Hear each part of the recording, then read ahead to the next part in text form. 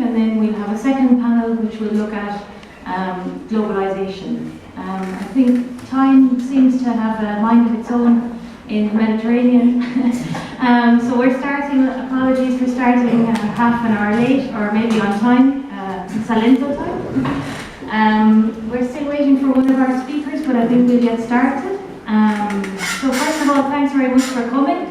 And I think it's an achievement in itself that we found the room. I think some of us got lost in our waiting, so thanks for coming.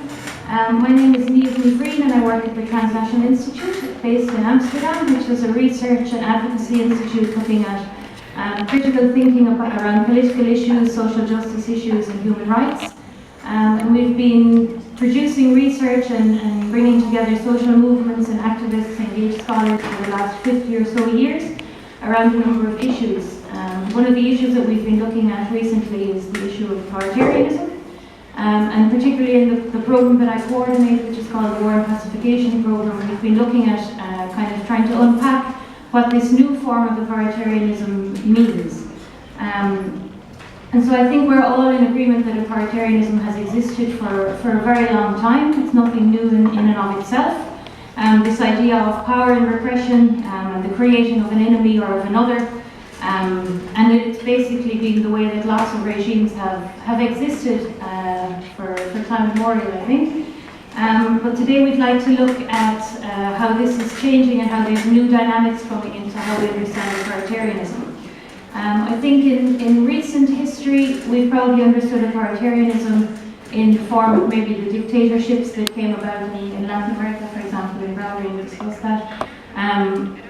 Or maybe, for example, even to go back further in history, looking at colonialism and how colonialism was a model for authoritarianism, really. And I think we heard yesterday also in one of the panels, we discussed basically the European presence in Africa. What are the Europeans still doing in Africa? And it's just an extended version of the colonialism that we've been used to for the last number of years. I think in the program that I'm coordinating in TNI, we frame this within this pacification discourse. So the idea that you're dominating a people and you're pacifying them, and we link this with this neoliberal model, which we'll probably discuss more, I think, in the second session when we discuss globalization. But that we can't really separate out the pacification of people anymore without looking also at the accumulation of resources and of capital and linking in with the economic model that's becoming more and more globalized. So I think we're probably going to have more questions and answers maybe by the end of the discussion, but the idea is that it is a discussion and that we can kind of link in different strands to do with security, to do with this permanent war that we've been in, that hasn't just come out of nowhere. I think we sometimes forget that the permanent state of war that we're in today, often it came into being while there were liberal democratic governments in power. So for example, it was the Labour Party in the UK that went to war in Iraq, and I think sometimes we tend to forget these things. So I think the panel today, we're going to discuss what's new with authoritarianism. I think maybe just to mention four things that we've kind of taken TNI as being new trends and tendencies in authoritarianism. The first is that we're seeing mainstream politicians that are openly embracing rhetoric that's racist, that's xenophobic, and that it's more and more being linked to this discourse around security, and that we need to keep ourselves safe from this externalized enemy. And so we're seeing that it's not just the extreme right that's using this kind of racist terminology, but we're also seeing mainstream politicians that are, and even sometimes towards the left, that are also using this racist terminology. A second thing that we've noticed is that often these politicians are coming to power being elected by the public.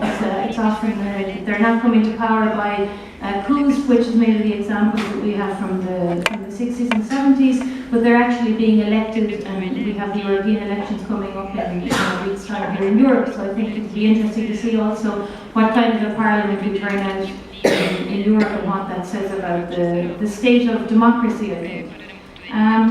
Also, I think it's interesting to mention the technological advances and the digital age that we're living in, and how that plays into, on the one hand, organising and mobilising movements, but also how it can be used to infiltrate, and we heard in the discussion earlier, I think particularly on Palestine, how we're using technology to completely infiltrate and to mass surveillance. So anything that George Orwell would have discussed in 1984, we've gone way beyond that in the type of technology, use of technology by states and by private corporations.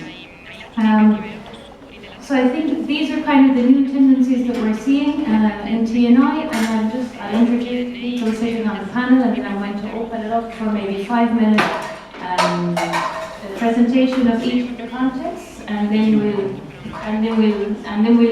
maybe do some questions and also hopefully involve everyone here in the discussion.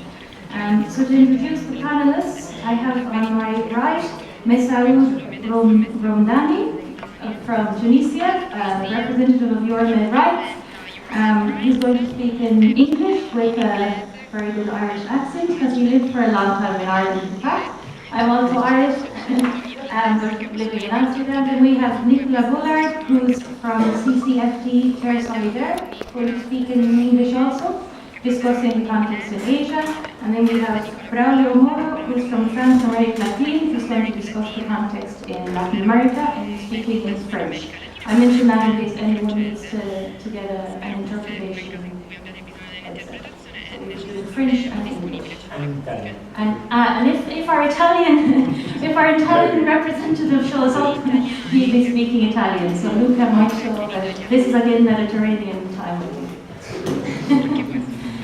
So we kick off with Braulio. Bon, bonjour à toutes et tous.